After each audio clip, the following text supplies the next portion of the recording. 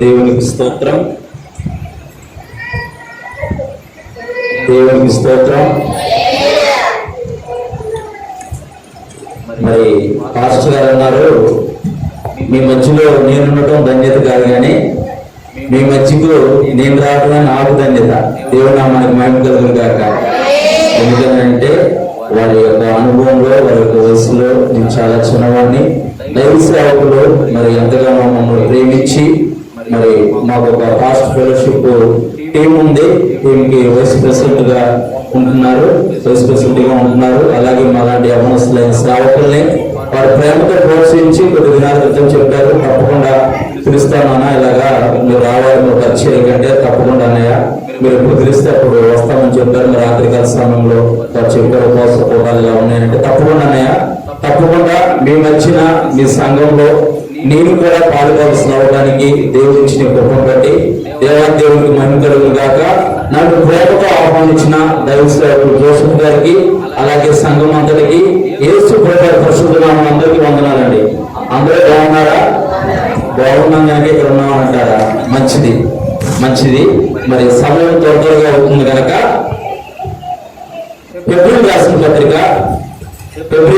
పత్రిక పిల్లలు అటు తిరగచ్చు. ఎందుకంటే స్కూల్కి వెళ్ళారంటే మాస్టర్ అటు తిరగనవాడు, మన పిల్లల్ని మనము భయభక్తుల్లో నేర్పాలి. మన భయభక్తులు దేవుని సన్నిధిలో ఎలా ఉండాలి, దేవుని మందిరంలో ఎలా ఉండాలని మనం భయభక్తులతో చెప్పాలి. స్కూల్కి వెళ్ళి వాళ్ళు చదువుకొని ప్రయోజకులు అవ్వాలని మనం ఎలాగైతే కోరుకుంటామో, ఎలాగైతే ఆశపడతామో, దేవుని యొక్క సన్నిధిలో వారు ఎంత క్రమశిక్షణగా ఉండాలో, ఎంత మంచిగా ఉండాలో చూద్దారు. మా ఆవిడ నేను వాకింగ్ చెప్పేటప్పుడు కానీ, లేకపోతే దేవుని యొక్క నడిపించేటప్పుడు కానీ, మా ఆవిడ మా పిల్లలు కనుక ఇంటికి వచ్చినా చెప్పేది, పిల్లలు మోకాలు వేయట్లేదండి, పిల్లలు ప్రార్థనలు వేయించలేదు, కళ్ళు తెలిసి వస్తున్నారు, మీరు మరీ చెప్పండి అని చెప్పేది. ఎందుకంటే మన పిల్లలకి మనమే మాదిరికరంగా ఉండాలి, మనం నేర్పాలి మాదిరికరం. ఎందుకంటే నేటి బాలలే రేపటి పౌరులు. ఇప్పుడు మనం చేసే భక్తినే వాళ్ళు ఆధారం చేసుకొని రానున్న రోజుల్లో దేశం కొరకు, లోకం కొరకు, దేవుడి కొరకు బలమైన సాధనగా వాడబడాలి. దేవుడు మనకి మహిమ కలుగును గాక. ఫిబ్రవరికి రాసిన పత్రిక 12వ అధ్యాయము 2వ వచనం. ఫిబ్రవరికి రాసిన పత్రిక 12వ అధ్యాయము 2వ వచనం. మనము కూడా ప్రతి భారమును సులువుగా చిక్కులు పెట్టే పాపమును విడిచిపెట్టి విశ్వాసమునకు కర్తయు దానిని కొనసాగించువారునైనా యేసు వైపు చూచుచు మన ఎదుట ఉంచబడిన పందెములో ఓపికతో పరిగెత్తుదము. ఆయన తన ఎదుట ఉంచబడిన ఆనందము కొరకై అవమానమును నిర్లక్ష్య పెట్టి సిలువను సహించి దేవుని సింహాసనం యొక్క కుడిపార్శ్వమున ఆసీనుడైను. పరిశుద్ధుడైన తండ్రి, కనికరపూర్ణుడా, కృపగల దేవా, ఈ రాత్రికాల సమయంలో ప్రభా అయా మరణాత సమాజపు మందిరపు వారి ఉపవాస ప్రాంతంలో ప్రభా అయా పాలుపంచడానికి మీరు చూపించిన కృపకై, మీరు ఇచ్చిన ధన్యతకై వందనాలు, కృతజ్ఞతాస్తుతులు, స్తోత్రాలు తండ్రి. ఈ రాత్రికాల సమయంలో నాయన అయా నీ వాక్యము బండలను బదులు కొట్టు శుద్ధి వంటిది నాయన, నీ వాక్యము అర్థం వంటిది నాయన, నీ వాక్యము తండ్రి ప్రభా మా పాదములకు దీపము, మా త్రోవకు వెలుగై ఉంది నాయన. ఈ రాత్రికాల సమయంలో నీ వాక్యపు వెలుగులో ప్రభా నాతో, మాతో, అందరితో తండ్రి ప్రభా అయా మీరు మమ్మల్ని తోడుని నడిపించండి నాయన. నీ వాక్యపు వెలుగులో తండ్రి ప్రభా మేము నడవటానికి మా జీవితాన్ని మేము మీ వాక్యపు వెలుగులో సరి చేసుకొని మా జీవితాన్ని మేము కట్టుకొని ప్రభా నీ కృపలో వర్ధిల్లి ప్రభా అయా 30 గాను 100 గాను ప్రభా ఫలించే భాగ్యాన్ని మా అందరికీ మీరు దయచేయమని యేసు ప్రభువు పరిశుద్ధ నామమున ప్రార్థిస్తున్నాము తండ్రి, ఆమేన్. ఏప్రిల్ రాసిన పత్రిక 12వ అధ్యాయము 2వ వచనము. మనము కూడా ప్రతి భారము రాసుకునే వాడు ఎవరైనా అంటే రాసుకోండి. ప్రతి భారము ప్రతి భారము, మనము కూడా ప్రతి భారమును. ప్రియమైన దేవుని జనాంగమా, ఈ రాత్రి కాల సమయంలో నీవు ఏ భారంతో వచ్చావో నాకైతే తెలియదు, కానీ నా హృదయం అంతా భారంగా ఉందండి, నా హృదయం అంతా వేదనగా ఉందండి. నేను కష్టంలో ఉన్నాను, ఇబ్బందుల్లో ఉన్నాను, వేదనలో ఉన్నాను, సమస్యలో ఉన్నానని ఈ రాత్రి కాల సమయమున నీవు వచ్చి దేవుని సన్నిధిలో కూర్చున్నావేమో.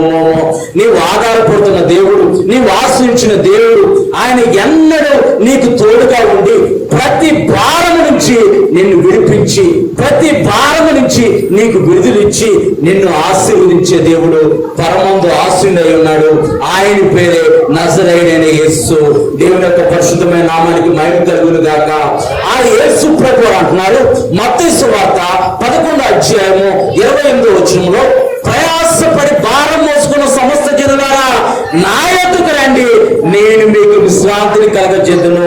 మీరందరూ ఎందుకు వచ్చారు దేవుని సన్నిధికి అంటే సమస్యల నుంచి విడుదల కలగాలని, ఇబ్బందుల నుంచి విడుదల కలగాలని, కుటుంబాలు కట్టబడాలని, కుటుంబాలు ఆశీర్వదింపబడాలని మీరందరూ వచ్చారు. మంచిదే. యేసు ప్రభువు కూడా అదే అంటున్నారు. మత్తయి సువార్త 11వ అధ్యాయం 28వ వచనంలో, ప్రయాసపడి భారం మోసుకున్న సమస్త జనులారా నా యొద్దకు రండి, నేను మీకు విశ్రాంతిని కలుగజేద్దును. ప్రయాసతో, భారంతో, వేదనతో, కష్టంతో వచ్చిన నీ జీవితానికి ఆయన నెమ్మదిని, విశ్రాంతిని కలగజేయబోతున్నాడు. దేవుని యొక్క పరిశుద్ధమైన నామానికి మహిమ కలుగును గాక. నీవు ఎటువంటి భారంతో వచ్చినా, ఎటువంటి కష్టంతో వచ్చినా, అనారోగ్యం అనే భారంతో వచ్చావేమో, అప్పులనే భారంతో వచ్చావేమో, కుటుంబ సమస్యలనే భారంతో వచ్చావేమో, భార్యాభర్తల మధ్య సమాధానం లేని సమస్యలనే భారంతో వచ్చామో, పిల్లలు నా మాట వినట్లేదనే భారంతో వచ్చావేమో, నా కుటుంబం ఆశీర్వదింపబడలేదనే భారంతో నువ్వు ఈ రాత్రికాల సమయంలో దేవుని యొక్క మందిరానికి వచ్చావేమో. ఆయన నీ ప్రతి భారాన్ని తొలగిస్తానని వాగ్దానం ఇస్తున్నాడు. నీకున్న ప్రతి భారం నుంచి నీకు విడుదలిస్తానని వాగ్దానం ఇస్తున్నాడు. అదే మన హెబ్రీయులకు రాసిన పత్రిక 12వ అధ్యాయం 2వ వచనం చదువుకున్నాం. మనము కూడా ప్రతి భారమును, ఆయన ప్రతి భారం నుంచి మనకు విడుదలవ్వాలనుకుంటున్నాడు, ప్రతి భారం నుంచి మనం విడిపించాలనుకుంటున్నాడు, ప్రతి భారం నుంచి మనకు విడుదలిచ్చి నెమ్మదిని, మనశ్శాంతిని, ఆశీర్వాదాన్ని మనకి దయచేయాలని దేవాతి దేవుడు ఆశపడుతున్నాడు. మరి మనమేం చేయాలి? మనం దేవుని మందిరానికి వచ్చాం, కరెక్టే, మంచిదే. యేసు ప్రభువు వద్దకు వెళ్తే మనకి నెమ్మది దొరికిద్ది, యేసు ప్రభువుకి వస్తే మనకు విడుదల కలిగిద్ది, యేసు ప్రభువు వద్దకు వస్తే నాకున్న అనారోగ్యం స్వస్థపరచబడిద్దానని నీవు మంచిదని ఆలోచించి దేవుని వద్దకు వచ్చావు, మంచిదే. కానీ ఆ దేవాతి దేవుడైన యేసు ప్రభువు అంటున్నారు, మీ ప్రతి భారము నుంచి మీరు విడుదల పొందుకోవాలంటే, ప్రతి భారం నుంచి మీకు విడుదల కలగాలని అంటే మీలో ఉన్న ఒక దానిని మీరు విడిచిపెట్టాలని అంటున్నాడు.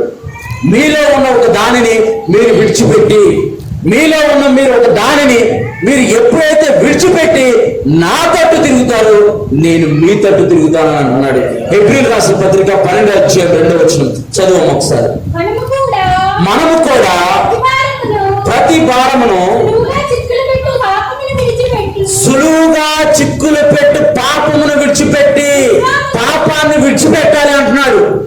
పాపాన్ని విడిచిపెట్టాలి అంటున్నాడు. పాపం అంటే ఏంటండి? పాపాన్ని విడిచిపెట్టాలి అంటున్నాడు. మనం ప్రతి భారం నుంచి మనం విడుదల పొందుకోవాలి. ప్రతి భారం నుంచి మనం విడుదల పొందుకొని మనం ఆస్వాదింపబడి, మన కుటుంబాలు కట్టబడి, మన కుటుంబాలు ఆయనలో దినదినము వెలిగించబడి అనేకులకు ఆశీర్వాదకరంగా ఉండాలని మనం అనుకోవడం మంచిదే. కానీ దేవుని యొక్క వాక్కు చెబుతుంది రాత్రికాల సమయంలో, ఆయన వాక్కు ద్వారా మనతో మాట్లాడుతున్నారు. మీ ప్రతి భారం నుంచి మీరు విడుదల పొందుకోవాలంటే, మీకున్న ప్రతి భారం నుంచి, మీకున్న ఇబ్బందుల నుంచి మీరు విడుదల పొందుకోవాలంటే మీరు ఒక దాన్ని విడిచిపెట్టాలి. అదే పాపము. పాపాన్ని విడిచిపెట్టాలని దేవుడు అంటున్నాడు. పాపం అంటే ఏంటండి అని మీరు అడగవచ్చు. దేవుని మాట వెనకపోవటమే పాపము, దేవుని మాటకు లోపడపోవటమే పాపము, దేవుడితో సత్సంబంధం కలిగి జీవించకపోవటమే పాపము, దేవుడికి ఇవ్వాల్సిన సమయము మనం ఇవ్వకపోవటమే పాపము, దేవుని యొక్క మాటకు లోబడకపోవటము, మన ఇష్టానుసారంగా మనం జీవించడము, శరీరేచ్ఛను నెరవేర్చుకోవటము పాపము. ఇలా చెప్పుకుంటూ పోతే ఒక రోజంతా సరిపోయినా సరిపోదు.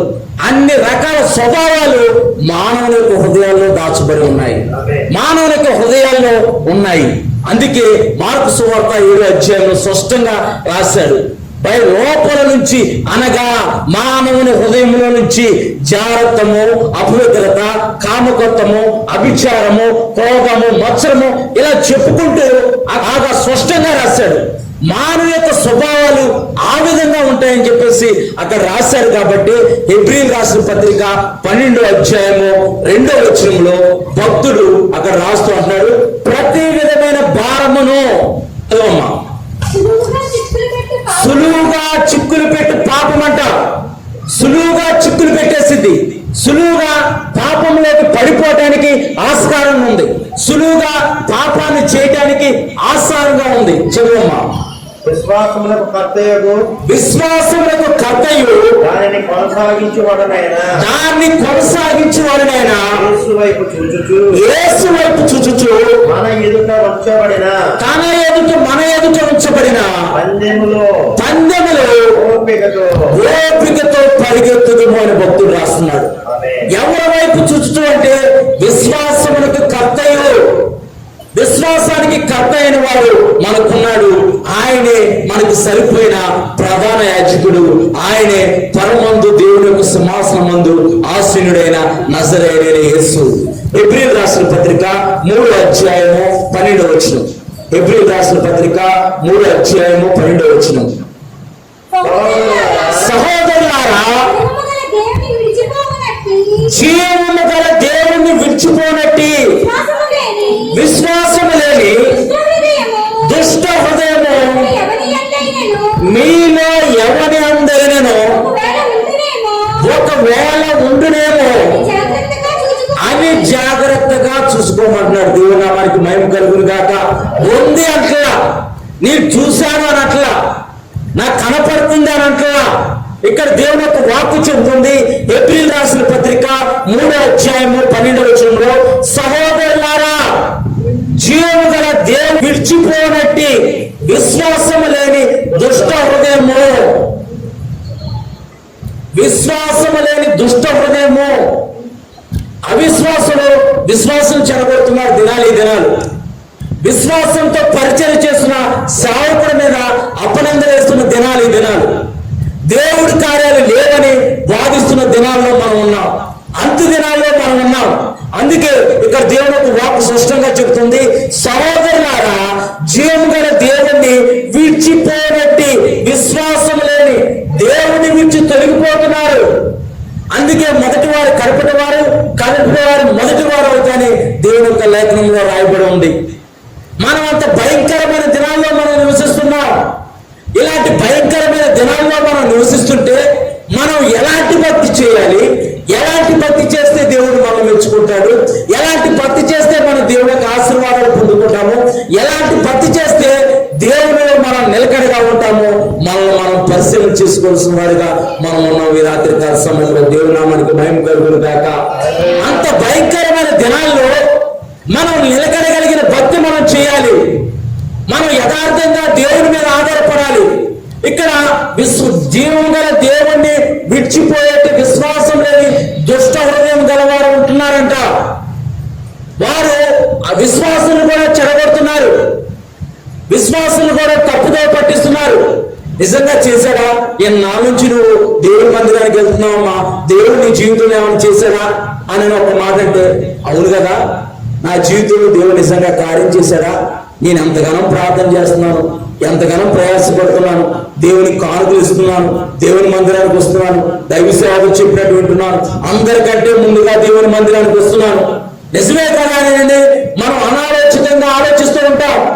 అపవాది వచ్చి మన యొక్క భక్తి జీవితాన్ని దొంగిలించాలని వాడు చూస్తూ ఉంటాడు. మనం ఎప్పుడైతే వాడు వచ్చి మన ఎదుట మాట్లాడినా సరే పోరావతలకని అంటే, అందుకే దేవుడికి వాపడి అపవాదిని ఎదిరించుడి, అపవాదిని ఎదిరించుడి, అప్పుడు వాడు మీ వద్ద నుండి పారిపోయారు. దేవుడు నామానికి మహిమ కలుగును గాక. మనం అపవాదిని ఎదిరించేవారిగా ఉండాలి. విశ్వాసం లేని దుష్ట హృదయం గలవారు విశ్వాసులు చెడగొడుతున్నారు. విశ్వాసులు చెడగొడుతుంటే విశ్వాసులు కూడా అవును కదా అని జీవం గల దేవుణ్ణి విడిచిపోయే దినాల్లో మనం నివసిస్తున్నాం.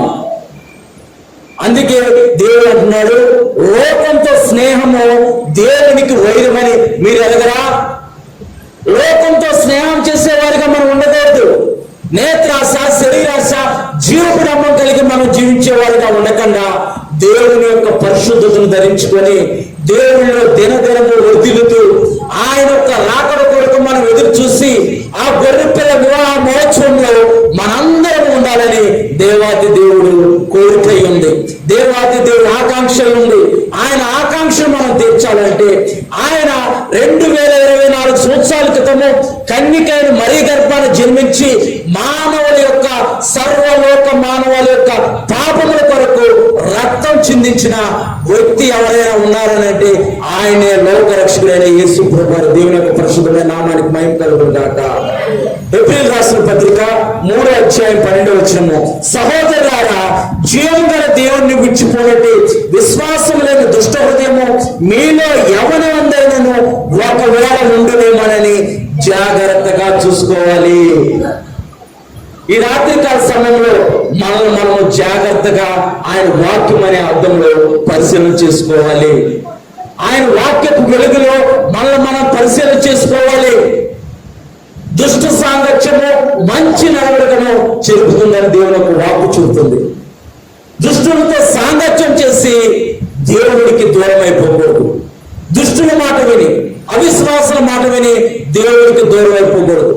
ఇప్పుడున్న దినాల్లో అనేకులు అవిశ్వాసులు చెప్పిన మాటలు విని దైవజనుని దూషిస్తున్నారు, దైవజనుని విడిచిపోతున్నారు, దేవుడి మందిరాన్ని విడిచిపోతున్నారు. అది వారికే ప్రమాదము. దేవుని యొక్క నామానికి మహిమ కలుగును గాక. వారే మరణాన్ని కొని తెచ్చుకుంటున్నారు. అందుకే సామెతల గ్రంథంలో రాయబడింది, ఎవరైతే అనుదినము ఆయన గడపలతో కనిపెట్టుకొని ఆయన ద్వారబంధములతో కాచుకొని ఆయన మాటలు వింటారో వారు ధన్యులు, వారు దీవింపబడతారు. ఎవరైతే వారిని విడిచిపోతారో, ఎవరైతే ఆయన స్నేహానికి దూరం అయిపోతారో వారు మరణాన్ని స్నేహిస్తారని చెప్పి రాయబడింది. దేవుని నామానికి మహిమ కలుగును గాక. మనం మరణాన్ని స్నేహించే వారిగా, మనం శాపాన్ని కొని తెచ్చుకునే వారిగా ఉండకుండా దుష్ట హృదయం లేని మంచి విశ్వాసులుగా మనం జీవించాలి. దైవజనుడు చెబుతున్న మాటలకు మనం లోబడాలి. దైవజనుడు అంటే దేవునికి, ఒక దేవుని యొక్క సంఘానికి ప్రతినిధి. ఆనాడు ఇజ్రాయేలు చూసి నివసిస్తున్న కాలంలో, పాత నిబంధన కాలంలో దైవజనుడు వస్తున్నాడంటే ఆ యొక్క రాజ్యంలో ఉన్న వారందరూ, దైవజనుడా నీవు సమాధానంగా వస్తున్నావా అని వారందరూ గజ గజ గజ వణుకుతూ ఆయన ఎదుట సాగిలి పడేవారు. ఇప్పుడున్న రోజుల్లో దైవజనుడు అలా ఎదురుగా కనపడుతున్నారంటే ఈ సందులో నుంచి ఆ సందులోకి వెళ్ళిపోతున్నారు. ప్రైజ్ లార్డ్ చెప్పాల్సి వచ్చింది. దేవుని నామానికి మహిమ కలుగును గాక. ఏదైనా పని చెబుతారని ఈ సందులో నుంచి ఆ సందులోకి వెళ్ళిపోతున్నారు. ఇప్పుడే కొన్ని కనపడ్డారు కానంటే అంతే, ఈ సందులో నుంచి ఆ సందులోకి వెళ్ళిపోతున్నారు. దైవజనుడు అంటే దేవుని యొక్క ప్రతినిధి. దైవజనుడి యొక్క మాటలకు, దేవుని నోట నుంచి వచ్చే దైవజనుల ద్వారా పలికింపబడిన మాటలకు మనం ఎప్పుడైతే లోపడతామో దేవుని యొక్క ఆశీర్వాదాలు, దేవుని యొక్క దీవెనలు మనం చూస్తాం. పరిశుద్ధ గ్రంథమైన బైబిల్లో కూడా అనేక మంది షునేమీరాలు దైవజనులు చేర్చుకొని ఆమె యొక్క గృహము ఆ యొక్క మేడ పైన చిన్న గదేసింది. దైవజనుడు ఏమన్నా అక్కడ శాశ్వతంగా ఉన్నాడంటే లేదు, ఏడాదికి ఒకసారి వచ్చాడు. ఆ మార్గం అంటే వెళ్తున్నప్పుడు మన విశ్వాసరాలు, మనల్ని ఆదరించే తల్లి ఉందని చెప్పేసి ఎప్పుడన్నా ఏడాదికి ఒకసారి వచ్చేవాడు, కానీ అక్కడే కాపులు పెట్టి ఉండేవాడు కాదు. దైవజనుని చేర్చుకోవడం ద్వారా ఆ యొక్క స్త్రీ ఎంతగానో ఆశీర్వదింపబడినట్టు మనం పరిశుద్ధ గ్రంథమైన బైబిల్లో చూడగలుగుతాం. ఎప్పుడైతే దుష్ట హృదయాన్ని తీసుకొని శరీరాశని, నేత్రాశని, జీవపుడంబాన్ని మనం విడిచిపెట్టి దేవుని యొక్క మాటలకు మనం లోబడి జీవిస్తామో నీ కుటుంబమే కాదు, నీ తరతరాలు, నీ పిల్లల తరతరాలు దీవింపబడతారు. దేవుని నామానికి మహిమ కలుగును గాక. సంఖ్యాకాండము 21వ అధ్యాయము 9వ వచనం. సంఖ్యాకాండము 21వ అధ్యాయం 9వ వచనం. సమయం లేదు కనుక స్పీడ్ గా వెళ్తున్నాము. కాబట్టి మోషే ఇత్తడి సర్పం ఒకటి చేయించి స్తంభము మీద దాన్ని పెట్టెను. అప్పుడు సర్పపు కాటు తినిన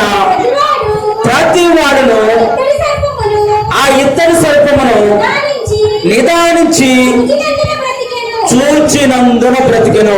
మనం చదువుకున్నాం మన మూలవాక్యం ఏప్రిల్ రాసిన పత్రిక 12 అధ్యాయం 2వ వచనం. మనము కూడా ప్రతి భారమును సులువుగా చిక్కులు పెట్టి పాపమును విడిచిపెట్టి విశ్వాసములకి కర్తయు దాన్ని కొనసాగించు వారైన యేసు వైపు చూచుచు. ప్రతి భారం నుంచి మనం విడుదల పొందుకోవాలంటే, ప్రతి భారం నుంచి మనం నెమ్మది పొందుకోవాలంటే, ప్రతి భారం నుంచి మనం విడుదల పొందుకొని మనం ఆశీర్వదింపబడాలంటే మనలో ఉన్న పాపాన్ని మనం విడిచిపెట్టాలని చెప్పేసి దేవుని యొక్క వాక్కు ద్వారా మనం తెలుసుకున్నాం. అలాగే మన యొక్క విశ్వాస యాత్ర మనం కొనసాగించాలంటే ఎవరి వైపు చూడాలని కొన్ని మాటలు మనం ధ్యానిద్దాం. మొదటి మాటగా ఇశ్రాయేలీయులు ఎవరి వైపు చూశారు?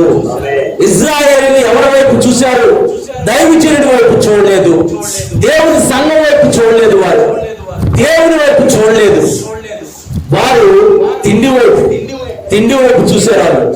వారికి మంచి బిర్యానీ లేదని, మంచి మాంసం ముక్క లేదని, ఆ ఐగుప్తులోనే మోసి ఆహారము మాకు మంచి చేపలు ఉండేవి, ఇక్కడ చప్పిడి అన్నంలాగా మేము తింటున్నాం, చప్పిడి తింటున్నాం, రుచి లేదు, పసి లేదు. దేవుడు ఆకాశం నుంచి మన్నాన్ని కురిపిస్తే, దేవదూతల ఆహారమైన మన్నాన్ని కురిపిస్తే, మన్నాన్ని భుజిస్తూ కూడా దేవునికి వ్యతిరేకంగా, దైవజనుడికి వ్యతిరేకంగా మాట్లాడితే దేవుని యొక్క శాపము, దేవుని యొక్క ఉగ్రత ఆ ప్రజల మీదకి వచ్చినప్పుడు మళ్ళీ తీరా ఎవరు ప్రార్థన చేయాలని అంటే దైవ సేవకుడే ప్రార్థన చేయాలి. మళ్ళీ పాపం ద్వారా వచ్చు జీతము మరణమని మనందరికీ తెలుసు, పాపం చేయకూడదని తెలుసు, పొరపాట్లు చేస్తే దాని ద్వారా వచ్చే ప్రతిఫలం తెలుసు. అయినా సరే కొని తెచ్చుకొని మళ్ళీ ఎక్కడికి వస్తామని అంటే జీవము గల దేవుని మందిరంలోకి వస్తాం, దైవజనుడి దగ్గరకు వస్తాం. బాబా నా పరిస్థితి ఎలా అయింది నాయన, అయ్యా ప్రార్థన చేయి బాబా అని అంటే ఆయన అనుకుంటాడు, నేను చెప్పినప్పుడు నేను చెప్పిన మాట విన్నావా? వద్దురా పలానా పని చేయకురా అంటే విన్నావా? పాస్టర్ గారు అలాగే చెబుతారు. పాస్టర్ గారు మాట వింటం ఏంటి? దేవుని వాక్కు వింటం ఏంటి?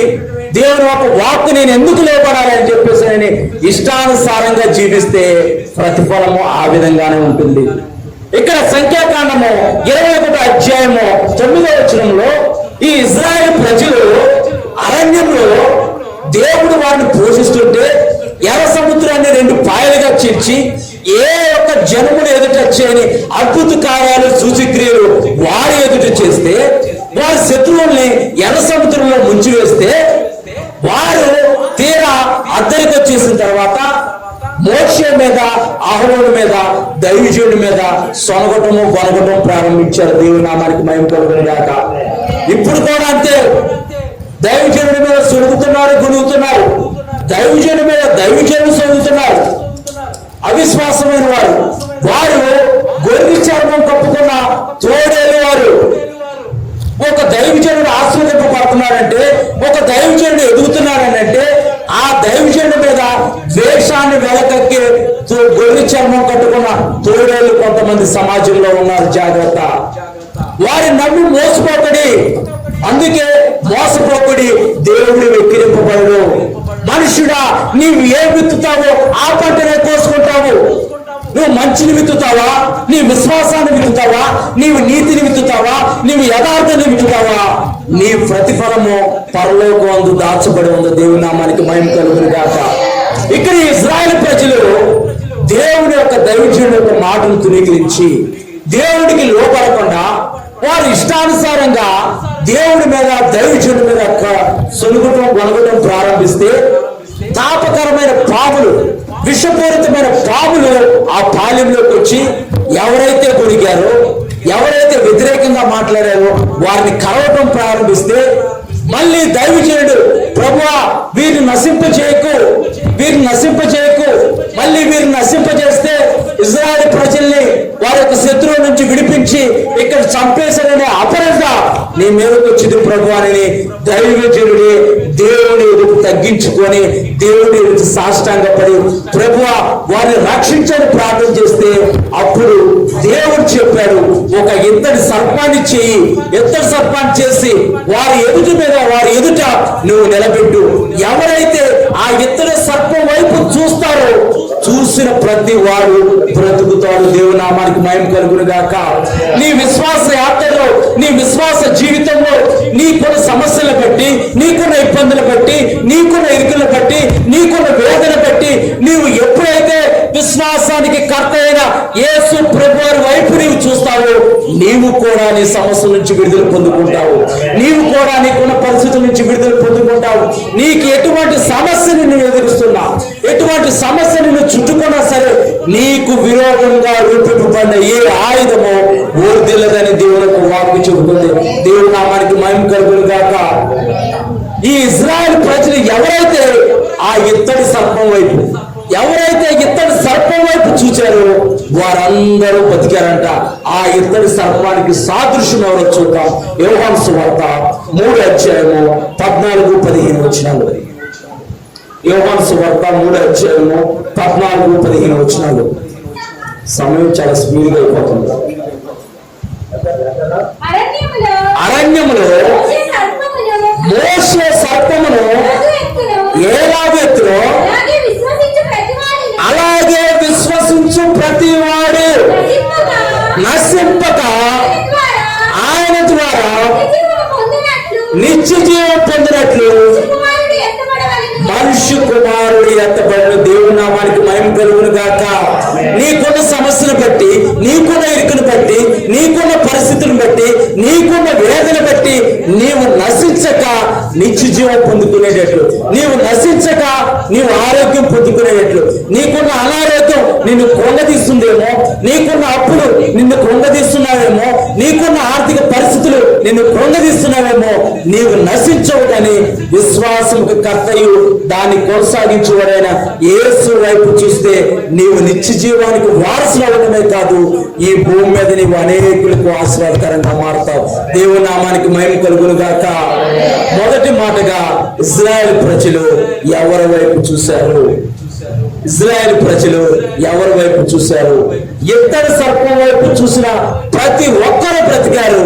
మనం కూడా విశ్వాసానికి కర్త అయిన యేసు ప్రభువారి వైపు చూస్తే, యేసు ప్రభువారి వైపు చూస్తే మన జీవితంలో ఎదురవుతున్న ప్రతి పరిస్థితికి పరిష్కారం దొరుకుతుంది. ఎందుకనంటే నీకున్న సమస్య కంటే గొప్పవాడు నీవు ఆరాధిస్తున్న దేవుడు, ఆయన నజరేయుడైన యేసు. దేవుని నామానికి మహిమ కలుగును గాక. రెండో మాటగా లూకాసు వార్త 19:5 వచనం. లూకాసు వార్త 19:5. యేసు ఆ చోటికి వచ్చినప్పుడు కనులెత్తి చూచి, జక్కయ్య త్వరగా దిగుము, నేను నీ ఇంట ఉండవలసి ఉన్నదని అతనితో చెప్పగా. చాలమ్మా, ఇక్కడ జక్కయ్య గురించి స్టోరీ మనందరికీ తెలుసు. చిన్నపిల్లలు అడిగినా చూతారు, ఎందుకంటే సండే స్కూల్ పిల్లలకు కూడా జక్కయ్య స్టోరీ చూతారు కనుక ప్రతి ఒక్కరికి తెలుసు. లూకాసు వార్త 19 అంటే జక్కయ్య గురించి అని చెప్పి ప్రతి ఒక్కరికి తెలుసు. ఎందుకంటే యేసు ప్రభువారు అన్నారు, నశించిన దానిని వెతికి రక్షించుటకు మనుష్య కుమారుడు ఈ లోకంలోకి వచ్చిన. దేవుని నామానికి మహిమ కలుగును గాక. నీవు నేను నశించకూడదని ఆ పాపపు ఊపిలో, ఆ వేదంలో, ఆ కష్టములో, ఆ లోకంలో జీవిస్తున్నప్పుడు ఆయన మన యందు కనికరపడి ఆయన చేయి చాపి ఆ పాపపు ఊపిలో నుంచి మన బయటికి తీసుకొచ్చి ప్రత్యేకపరిచి ఆయన పరిశుద్ధ రక్తంతో నీతిమంతురాలుగా కడిగిన గొప్ప దేవుడు, మనం ఆరాధిస్తున్న దేవుడు. ఆయన పేరు నజరేయుడైన యేసు. ఇక్కడ జక్కయ్య యేసు ప్రభువారిని చూడాలనుకున్నాడు. మీరైతే ఎలాగైతే ఈ యొక్క ఉపవాస ప్రార్థనలో దేవుడి వద్దకు వస్తే దేవుడు మా జీవితాల్లో కార్యాలు చేస్తాడు, తప్పకుండా దేవుడి యొక్క మందిరంలో మేము ఉండాలని మీరు ఎంత ఆశతో వచ్చారో మీకంటే ఎక్కువ ఆశతో, ఎందుకంటే మీకంటే ఎక్కువ ఆశతో అంటే పరిశుద్ధ గ్రంథంలో రాయించాడు పరిశుద్ధాత్మ దేవుడు. జక్కయ్య ఎంతో ఆశతో అన్నమాట. తన యొక్క శరీరం సహకరించకపోయినా, తను పొట్టివాడైనందున తనకి అంటే ఆయన ఎదురుగా ఉన్న ఆ గుంపులో జక్కయ్య చిన్నవాడిగా ఉన్నా సరే, జక్కయ్య యేసు ప్రభువారిని చూడాలని ఆశతో మేడ్చెట్టు ఎక్కాడని మనందరికీ తెలుసు. మీరు కూడా ఈ రాత్రికాల సమయంలో ఏ ఆశతో దేవుని యొక్క మందిరానికి వచ్చారు, ఏ కోరికతో దేవుని యొక్క మందిరానికి వచ్చాడు, దేవుడు మీ కోరికలు సిద్ధింపజేసి మీ ఆలోచనలన్నింటినీ సఫలపరచును గాక. ఆమేన్. ఇక్కడ జక్కయ్య యేసు ప్రభువారిని చూడాలనుకున్నాడంతే. చూడాలనుకుని ప్రయత్నం చేసి మేడ్చెట్టు ఎక్కితే యేసు ప్రభువారే సరాసరి జక్కయ్య దగ్గరికి వచ్చారు. జక్కయ్య పాపని యేసు ప్రభువారికి తెలియదా? జక్కయ్య సుందరపు గుర్తుదారని యేసు ప్రభువారికి తెలియదా? జక్కయ్య అన్యాయంగా పేదవాళ్ళ దగ్గర వడ్డీ కట్టించుకుంటాడని యేసు ప్రభువారికి తెలియదా? అన్ని తెలుసు. మన హృదయాలు తెలుసు, మనం జీవిస్తున్న జీవితం తెలుసు, మనం బ్రతుకుతున్న బ్రతుకు తెలుసు. అయినా సరే ఆయన దీర్ఘశాంతుడు గనక నువ్వు ఇంకా మారు మనసు పొందాలని, నువ్వు ఇంకా మార్పు చెందాలని ఆయన దీర్ఘశాంతంతో కనిపెడుతున్నాడంట. దేవుని నామానికి మహిమ కలుగును గాక. ఇంకా ఆయన మరొక అవకాశము మనకు దయచేశాడు. ఈ అవకాశం లేని వారు ఎంతో మంది లోకంలో నశించిపోయారండి. కొన్ని ప్రాంతాల్లో అయితే ఇలా ఆరాధన చేసుకోవడానికి కూడా చాలా ఇబ్బందికరమైన పరిస్థితులు, ఇలా మైక్ పెట్టుకొని ఆరాధించడానికి కూడా వీల్లేని పరిస్థితులు. దేవుని యొక్క పరిశుద్ధ గ్రంథం బైబిల్ పట్టుకొని రోడ్డు మీద కనపడితే జైల్లో వేస్తున్న రాష్ట్రాలు ఉన్నాయి. యేసు ప్రభువు పేరుతే నెలల పాటు కారాగార శిక్ష విధించే రోజులు కూడా రాబోతున్నాయి. అలాంటి పరిస్థితుల్లో మన చుట్టుపక్కల ఉన్న రాష్ట్రాల్లో ఉన్నాయి. అలాంటి పరిస్థితుల్లో మనం జీవిస్తున్నాము. అయినా మన ఆంధ్రప్రదేశ్ లో, మన తెలుగు రాష్ట్రాల్లో మనం చాలా నెమ్మదిగా ఉన్నామంటే దేవాది దేవుడు మనకిచ్చిన కృప. ఆ కృపను మనం నిర్వర్తకం చేసుకోకూడదు, ఆ కృపను మనం తునీకరించకూడదు. ఇక్కడ జక్కయ్య యేసు ప్రభువుని చూడాలనుకొని ఆశ కలిగి ఉన్నాడు గనక, ఆశ గల ప్రాణాన్ని దేవుడు తృప్తిపరచువాడు గనక యేసు ప్రభువారే సరాసరి జక్కయ్య ఇంటికి వచ్చి, పాపి అని జక్కయ్య ఇంటికి వచ్చి, సుంకపు గుర్తుదారు అని జక్కయ్య ఇంటికి వచ్చి, ప్రజల దగ్గర అన్యాయంగా వడ్డీ కట్టించుకుంటున్న జక్కయ్య ఇంటికి వచ్చి, నేను నేడు నీ ఇంట ఉండవలసి వచ్చింది అని రా జక్కయ్య అనంటే జక్కయ్య వెంటనే దిగి యేసు ప్రభువుని చేర్చుకున్నాడు. నీవు కూడా నీ హృదయంలో ప్రథమ స్థానం యేసు ప్రభువుకి ఇస్తూ, నీకున్న ఏ పరిస్థితినైనా సరే నీవు చూడకుండా జక్కయ్య యేసు ప్రభువుని చూసినట్టు నీవు కూడా యేసయ్య వైపు చూస్తే గనక జక్కయ్య ఇంటికి రక్షణ కలిగింది, జక్కయ్య జీవితం మార్పు చెందింది, జక్కయ్య అనేకులకు ఆస్వాదకరంగా మారినట్టు నా జీవితాలు కూడా ఆస్వాదకరంగా మారుతాయి. దేవుడు మనకి మహిమ కలుగును గాక. మొదటి మాట ఇజ్రాయేలు ఎవరి వైపు చూశారు, రెండో మాట జక్కయ్య ఎవరి వైపు చూశారు, మూడో మాట కూడా చూద్దాం. లూకా సువార్త 23 అధ్యాయము 41, 42, 43 వచనాలు. మనకైతే ఇది న్యాయమే, మనము చేసిన వాటికి తగిన ఫలము పొందుచున్నాము గాని ఈయన ఏ తప్పిదము చేయలేదని చెప్పి ఆయన చూచి, యేసు నీవు నీ రాజ్యంలోనికి వచ్చినప్పుడు నన్ను జ్ఞాపకం చేసుకోమను. ఈ సందర్భం కూడా ఏంటన్నది కూడా మన అందరికీ బాగా తెలుసు. ఎందుకంటే సిలువ ధ్యానాల్లో మనం ధ్యానించుకుంటాం. ఈ సందర్భం కూడా మనందరికీ తెలుసు. అయినా సరే దేవుడు మరొకసారి ఆ వాక్యం ద్వారా మనతో మాట్లాడి ఉన్నాడు. చదువమ్మా. 41 వచ్చింది చదువు. మనకైతే ఇది న్యాయమే అంటున్నాడు. ఆ యొక్క యేసు ప్రభువు వారి కల్వరి సిలువ పైన ఆయన కుడి వైపున ఒక దొంగ, ఎడమ వైపున ఒక దొంగ, ఇద్దరు దొంగలు సిలువ వేయడం మనందరికీ తెలుసు. కుడి వైపున ఉన్న దొంగ, ఎడమ వైపున ఉన్న దొంగ యేసు ప్రభువుని దూషించి, నీవు నిజంగా దేవుడి కుమారుడు అయితే అందరూ నిజంగా నీవు దేవుడి కుమారుడు అంటున్నారు, నీవు రక్షించుకొని మమ్మల్ని కూడా రక్షించని ఆయన దూషణ చేస్తే, ఆయన దూషిస్తే కుడి వైపున ఉన్న దొంగ అంటున్నాడు. చదువు. మనకైతే ఇది న్యాయమే, మనము చేసిన వాటికి తగిన ఫలము పొందుచున్నాం అంటున్నాడు. ఆ దొంగ పశ్చాత్తాపడుతున్నాడు. అతను చేసిన తప్పిదములు, అతను చేసిన పొరపాట్లు, అతడు ఏ విధంగా అయితే తను సిలువకు ఎక్క ముందు ఎలా జీవించాడో, అతను పట్టుబడక ముందు ఎలా జీవించాడో తను ఒక్కసారి గుర్తు చేసుకొని పశ్చాత్తాపడి యేసు ప్రభువుని అడుగుతున్నాడు. చదువమ్మ. మనకైతే ఇది న్యాయమే, మనము చేసిన వాటికి తగిన ప్రతిఫలం పొందుచున్నాం. అంటే మనం చేసిన వాటికి, ఈ శిక్షకు, ఈ సిలువ వేయడానికి, ఈ సిలువ వేయించుకోవడానికి మనం అర్హులమే. ఈయనైతే మాత్రము ఏ తప్పిదము, ఏ నేరము చేయన నీతిమంతుడు అంటూ యేసు ప్రభువు అంటున్నాడు.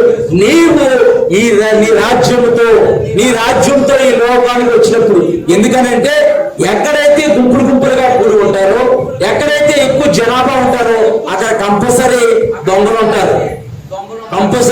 ఉంటారు. అందుకే రైల్వే స్టేషన్ లో, బస్ స్టాండ్ దగ్గర, ఎక్కువ జనసమూహం ఉన్న దగ్గర మీ వస్తువులకు మీరే బాధ్యులు. లేకపోతే మైకులో చెబుతూ ఉంటారు, జేబు దొంగలు ఉన్నారు జాగ్రత్త. నేను అనుకుంటున్నాను, ఈ దొంగలు కూడా యేసు ప్రభువు కొండ మీద ప్రసంగాలు, అక్కడెక్కడ ప్రసంగాలు చేసేటప్పుడు ఆ జనాల దగ్గర వస్తువులు కొట్టేయడానికి వీళ్ళు కూడా ఎప్పుడో ఒకసారి ఆ సువార్త వినే ఉంటారు అనుకుంటున్నాను నేను. అందుకే ఆ దొంగ అంటున్నాడు, ఇదైతే మనకైతే న్యాయమే, ఈయనైతే నీతిమంతుడు, ఈయనైతే నిర్దోషి, మనం చేసిన తప్పిదములకు ఈ శిక్షకు మనం అర్హులము అంటున్నాడు. నీవైతే నీ రాజ్యముతో వచ్చినప్పుడు, ఎందుకంటే యేసు ప్రభువారు నేను మరలా రాజ్యంతో రాబోతున్నానని చెప్పేసి అనేక మార్లు యేసు ప్రభువారు చెప్పారు గనక ఆ మాటను గుర్తు చేస్తూ ఉంటాడు. నీవైతే ప్రభువా నీ రాజ్యంతో వచ్చినప్పుడు నన్ను జ్ఞాపకం చేసుకోమని చెప్పేసి దొంగ ఆ సిలువలో పశ్చాత్తాపడుతున్నాడు. దేవుని నామానికి మహిమ కలుగును గాక. ఈ రాత్రికాల సమయంలో ఎటువంటి బలహీనతతో నీవు బాధపడుతున్నా, ఎటువంటి బలహీనతతో నీవు ఇబ్బంది పడుతున్నా, ఎవరికి చెప్పుకోవాలి నా సమస్య అని నీవు బాధపడుతున్నా సరే, ఈ రాత్రికాల సమయంలో ఈ ఉపవాస కూడిక మొదటి రోజు 2వ సెక్షన్ లో నీవు ఆయన సన్నిధిలో ఉన్నావు కనుక ఆయనతో చెప్పుకో. ఆయన నిన్ను ధైర్యపరిచి, ఆయన నిన్ను బలపరిచి, నీకున్న ప్రతి బలహీనత నుంచి నిన్ను విడిపించి నిన్ను ఆయన కృపతో నింపునుగాక. దేవుని నామానికి మహిమ కలుగునుగాక. ఇక్కడ ఈ దొంగ, ఈ కుడివైపు ఉన్న దొంగ పేరు ఏం పేరంటే డిస్మాస్. ఈ దొంగ పేరు ఏం పేరంటే డిస్మాస్ అన్నమాట. డిస్మాస్ అనే మాటకు అర్థం ఏంటంటే సూర్యాస్తమయము. డిస్మాస్ అంటే అర్థం ఏంటంటే సూర్యాస్తమయము. ఆ యొక్క దొంగ జీవితంలో ఆ సూర్యాస్తమయముతో అతని యొక్క జీవితం ముగించబడిపోతుంది. ఆ సూర్యాస్తమయముతో అతని యొక్క జీవితం ముగించబడబోతుంటే నీతి సూర్యుడైన యేసు ప్రభువారు ఆ యొక్క దొంగ జీవితంలో ఉదయించి అతన్ని నిత్య రాజ్యానికి వారసుడిగా చేశాడు. దేవునామానికి మహిమ కలుగును గాక.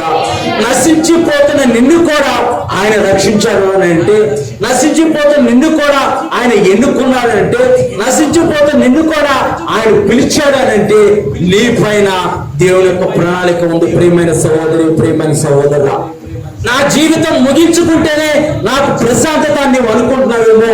నీ జీవితం ముగించుకోవడం కాదు, ఇక నుంచి నీ జీవితాన్ని అనేకులకు ఆస్వాదకరంగా మారుస్తాడు. ఎప్పుడైతే ఈ డిస్మాస్ అనే దొంగ ఆ యొక్క సూర్యాస్తమయ సమయంలో అతని యొక్క ముగింపు పలకపడిపోతుంటే, అతని జీవితానికి ముగింపు పలకపడిపోతుంటే, నీతి సూర్యుడైన యేసు ప్రభువారు ఆయన నీతి కిరణాలు ఆ యొక్క దొంగ పైన ఉదయింపజేసి అతన్ని నిత్య రాజ్యానికి వారసులుగా చేశాడు. దేవుని నామానికి మహిమ కలుగును గాక. ఆ దొంగ యేసు ప్రభువారు వైపు చూశాడు. మరి మీరు ఎవరి వైపు చూస్తారు? ఈ రాత్రికాల సమయంలో ఎవరి వైపు చూస్తారు? చెప్పాలి, ఎవరి వైపు చూస్తారు? మొదటిగా ఇశ్రాయేలు ప్రజలు ఎవరి వైపు చూశారు? ఇత్తడి సర్పం వైపు చూశారు. ఇత్తడి సర్పానికి సాదృశ్యము యేసు ప్రభువారు. రెండో మాట, జక్కయ్య ఎవరి వైపు చూశారు? యేసు ప్రభువారి వైపు చూసి జక్కయ్య నశించకుండా నిత్య జీవానికి వారసుడయ్యాడు. తను రక్షింపబడటమే కాదు, తన కుటుంబం కూడా రక్షింపబడింది. దేవుని నామానికి మహిమ కలుగును గాక. నేను ఒక్కదాన్నే ప్రార్థిస్తున్నానండి. మా ఇంట్లో ఎవరో రక్షింపబడలేదు అనుకుంటున్నావా? నీవు ఒక్కదానివే కన్నీటితో ప్రార్థించి కన్నీటి విత్తనం వేస్తే నీ ద్వారా నీ కుటుంబం రక్షింపబడటమే కాదు, చుట్టుపక్కల ఉన్న కుటుంబాలు కూడా రక్షింపబడతాయి. దేవుని నామానికి మహిమ కలుగును గాక. మత్తయి సువార్త 14:29 మత్తయి సువార్త 14:29 ఆయన రమ్మనగానే 14:29 ఆయన రమ్మనగానే పేతురు దోణి దిగి యేసు యొద్దకు వెళ్ళుటకు నేల మీద నడిచించాడు. ఇక్కడ యేసు ప్రభువారి శిష్యులు వారు ఆ యొక్క నది పైన వారు వెళ్తున్నారు. యేసు ప్రభువారు కూడా ఆ నది పైన నడుచుకుంటూ వచ్చి పేతురుని పిలిచినప్పుడు, నీవు నిజంగా దేవుని కుమారుడు అయితే నేను కూడా నీళ్ల మీద నడవాలని యేసు ప్రభువారి వైపు చూస్తే పేతురు నీళ్ల మీద నడవడం మొదలు పెట్టారు. దేవుని నామానికి మహిమ కలుగును గాక. మనకు అసాధ్యమేమో కానీ దేవునికి సమస్తము సాధ్యము.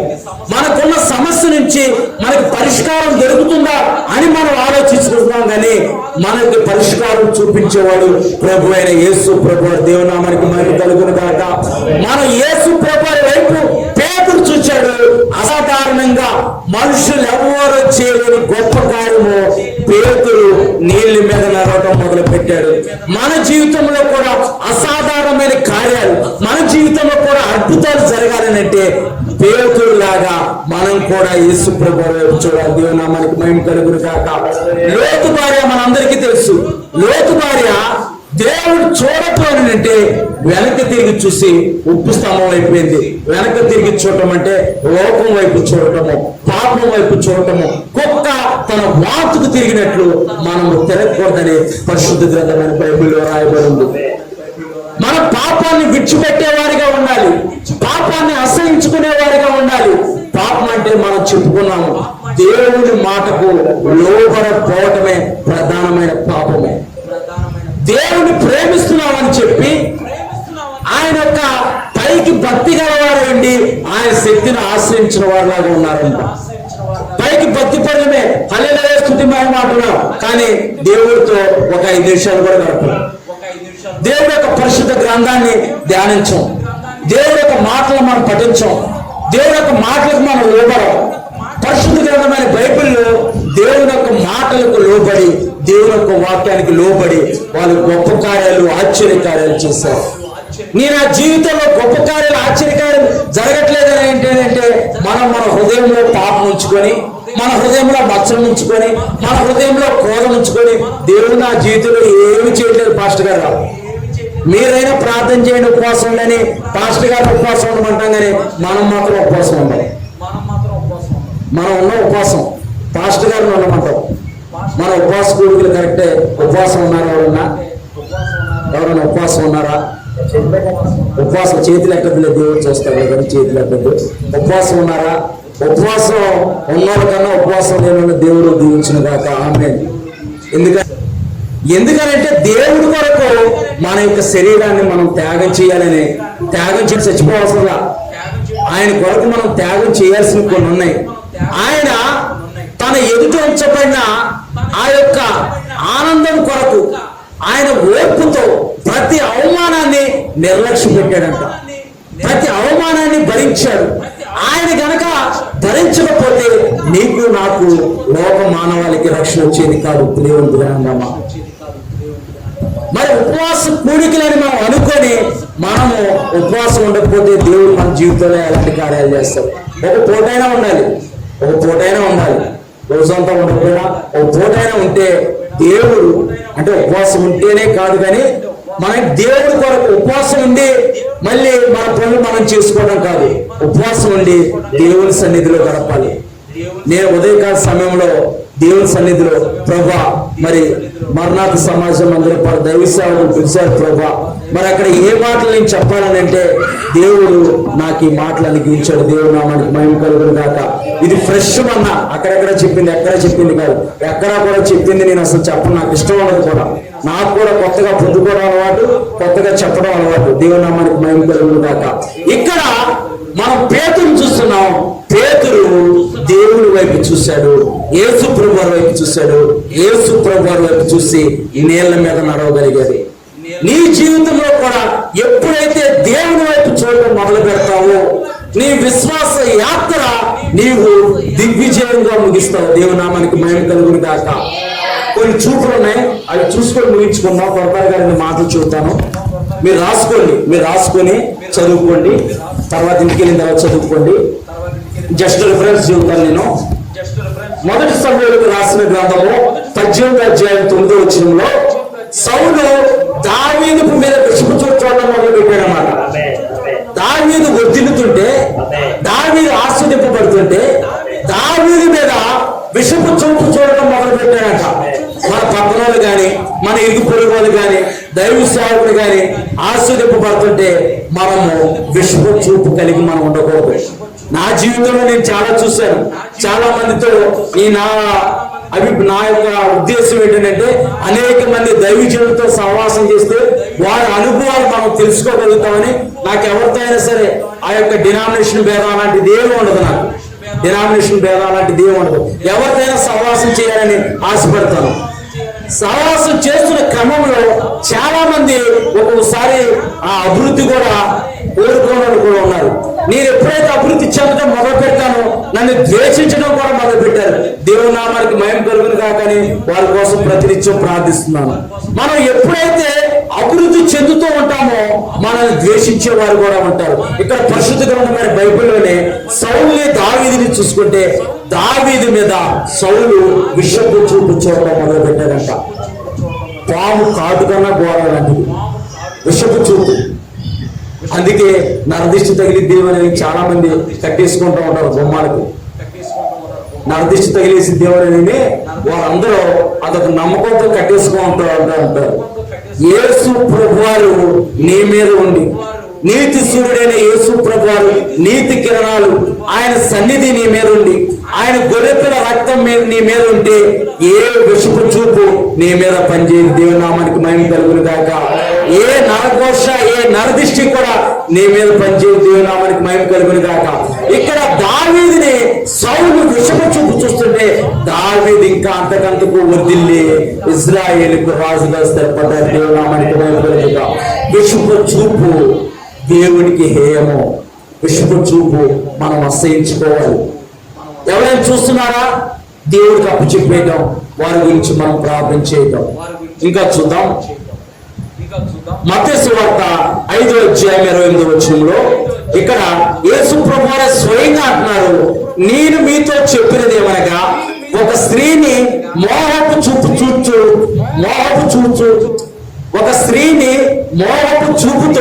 చూచు ప్రతి వాడు అప్పుడే తన హృదయంలో ఆమెతో వ్యభిచారం చేసిన వాడు. దేవుని నామానికి మహిమ కలుగును గాక. నేను ఎవరిని చూడలేదు పాస్టర్ గారు, అసలు ఎవరైనా కనపడ్డా సరే నేను కళ్ళు ఇలా కప్పేసుకుంటాను పాస్టర్ గారు అని మీరు అనొచ్చేమో, మీరు అంటారేమో. సరే, పరిశుద్ధాత్మ దేవుడు నాకు మాట గుర్తు చేస్తున్నాడు. ఇది రాసుకుంటున్నప్పుడు కూడా నాకు మాట గుర్తు చేశాడు. సెల్ ఫోన్ ఎంతమంది చూస్తున్నారు?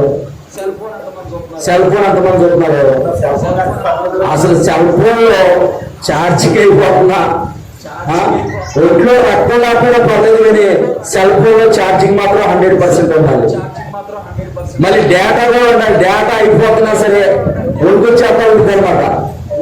మనం అనకూడదు. దేవుని యొక్క సన్నిధిలో ఉండి ఆ యొక్క తాగేవాళ్ళు కానీ ఆ మందు వాటర్ వేసుకోకపోతే వాడికి ఎలాగైతే షేక్ అయిపోయిందో, సెల్ ఫోన్ లో ఛార్జింగ్ రాకపోయినా సెల్ ఫోన్ లో డేటా అయిపోతున్నా సరే అలా ఒడికొచ్చేస్తుంది జనాలకి. మొన్న ఒక సహోదరుడు ఫోన్ చేసి ఇంకా 12 అవడానికి ఎంత టైం ఉందనంటే ఒక గంట ఎంత టైం ఉంది, ఇంకా గంట ఎంత టైం ఉంటే అన్నా కొంచెం నాకు డేటా బ్యాలెన్స్ ఇవ్వాలా అని అన్నాడు. నా దగ్గర లేవని చెప్పాను. ఇంకో గంట అయితే 12 అయితే డేటా యాక్టివేట్ అయిపోయింది కూడా. అలా అయిపోతున్నారు ప్రజలు, ఎడిట్ అయిపోతున్నారు దానికి. నేను అనుకుంటూ ఉంటాను, మొదటి పిల్లలు కూడా సంసారం చేయట్లేదు, ఫోన్లతోనే సంసారం చేస్తున్నారు. దేవునామని మహిమ కలుగును గాక. పిల్లలతో కూడా తల్లిదండ్రులు వారిని మంచి చెడు చెప్పట్లా, ఫోన్ ఇచ్చేసేస్తున్నారు. ఆ ఫోన్ ఏదో పెట్టుతున్నాడు పొద్దు నుంచి సాయంత్రం. వాడు స్కూల్కి వెళ్తున్నాడు, ఆ ఫోన్ తీసుకుంటున్నాడు. మా ఇంటి ఎదురు 2 పిల్లలు ఉన్నారండి బాబా. దేవుడు వాళ్ళని ఎప్పుడు మారుతాడో కానీ భయంకరం. అసలు నాకు ఎంత బాధ కలుగుతుందనంటే నాకు అక్కడ ఇల్లే ఖాళీ చేయాలనిపించేది. అవుతుంది వాళ్ళమ్మ తలకాయ బాదుకుంటుంది. మరి చిన్నప్పటి నుంచి ఫోన్ ఇచ్చేసింది, అలవాటు చేసింది. ఇప్పుడు ఫోన్ వద్దు అని అంటే వాళ్ళు ఏం చేస్తారు? ఫోన్ ఇస్తావా లేదా? ఆ అమ్మాయి పెద్ద పిల్ల అయిన పిల్ల రోడ్డు మీదకి వచ్చి కింద పడుకొని దుల్లేస్తుంది. అమ్మా నాకు ఫోన్ ఇస్తావా ఇవ్వా అని చెప్పేసి నాకు బెల్ట్ తీసుకెళ్లి కొట్టాలనిపించేసింది నాకు. అంటే ఎవరు నేర్పుతున్నాం మనం వాళ్ళకి? ఏమి నేర్పుతున్నాం మనం? యేసు ప్రభువు దేవుడు ఒక వాక్కు చెబుతుంది, నేను మీతో చెప్పినది ఏమనగా, ఒక స్త్రీని మోహపు చూపుతో చూచు ప్రతివాడు అప్పుడే తన హృదయంలో ఆమెతో వ్యభిచారం చేసిన వాడు విను. సెల్ ఫోన్ లో కనపడేదంతా అదే చెత్త. మీరు ఏమన్నా అనుకోని కానీ సెల్ ఫోన్ లో కనపడేదంతా అదే చెత్త. నేను ఎవరిని చూడలేదు ప్రభు, నేను పత్రం చూడలేదు, ఇంటి ఎదురుగా చూడలేదు, ఎవరిని చూడలేదు, నా వైపు చూసేవాళ్ళు కూడా నేను చూడలేదని నువ్వు అనుకుంటున్నావు. కానీ నువ్వు సెల్ ఫోన్ చూస్తున్నావు ప్రియమైన సహోదరుడా. సెల్ ఫోన్ లో కనపడేదంతా అదే చెత్త. దేహానికి దీపము కన్య అని పరిశుద్ధ గ్రంథమైన బైబిల్ చెబుతుంది. దేహానికి దీపము కన్నే. మన చూపే మన దేహాన్ని అపవిత్రపరుస్తుంది. మనము నిజదేవుడైన యేసు ప్రభువు వైపు చూసి మన విశ్వాస యాత్రలో మనం ముందుకు ఎదగాలనంటే, ఆయన పరిశుద్ధతలో ఎదగాలనంటే విషపు చూపు, మోహపు చూపు, అహంకారపు చూపు ఇలాంటివన్నీ మనం వదిలిపెట్టుకొని ఎప్పుడైతే యథార్థంగా నమ్మకంగా ప్రభువా నాయన నాలో ఉన్న అవిధేయత కార్యాలు, నాలో ఉన్న నీకు ఆయాసకరమైన కార్యాలు ఆయన నాలో నుంచి తీసివేయబడాలి. ఎప్పుడైతే నీవు ఆయన సన్నిధిలో పశ్చాత్తాపం ప్రార్థిస్తాడో ఆయన తన పరిశుద్ధమైన రక్తంతో నేను నీతిమంతుడిగా కలుగుతాడు. ఎందుకంటే చివరిగా ఒకటే ఒక మాట చెప్పుకొని ముగించుకుందాం. రెండో కొరింథీయులకు రాసిన పత్రిక